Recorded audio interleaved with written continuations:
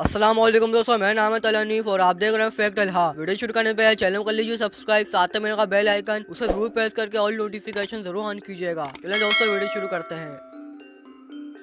दोस्तों जापान ने हाल ही में होने वाली दो मछलियों को अवामी नुमाइश के लिए पेश कर दिया है। जापान के शहर का गोशिमा में वाकिया क्योशो के एक्वेरियम में रेस चमकने वाली मछली का जोड़ा रखा गया है, जिसे देखने के लिए आवाम बड़ी तादाद में आ रही है। रेस मछली पानी में चमकती हुई नजर आती है, जिसको देखकर ऐसा महसूस होता है कि इसके खाल में से रोशनी निकल रही है। इसलिए आवाम ने इस मछली को रेस का नाम दिया है।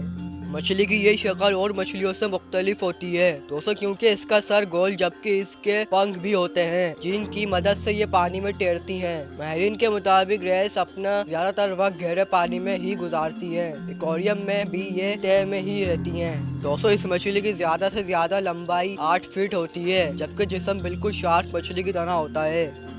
दोस्तों इंटरनेट पर दिलचस्प वीडियो अक्सर वायरल होती रहती हैं, जो सार्फिन को दंग कर देती हैं। ऐसी ही एक वीडियो सोशल मीडिया पर वायरल हो रही है, जिसमें एक रोबोट को टांगा चलाते देखा जा सकता है। सोशल मीडिया पर वायरल होने वाली वीडियो से अंदाजा लगाया जा सकता है कि टेक्नोलॉजी किस कदर तरक्की कर चुकी है कि अब घोड़ों का काम भी रोबोट ने संभाल लिया है। जी हाँ, टांगे की सवारी जो माजी में शाही सवारी इस्तेमाल होती थी, अब सैर व तफरीह के मकामात पर ही नजर आती है। लेकिन इन मकामात पर भी मुस्तकबिल में घोड़ों की जगह रोबोट टांगे चलाते नजर आएंगे।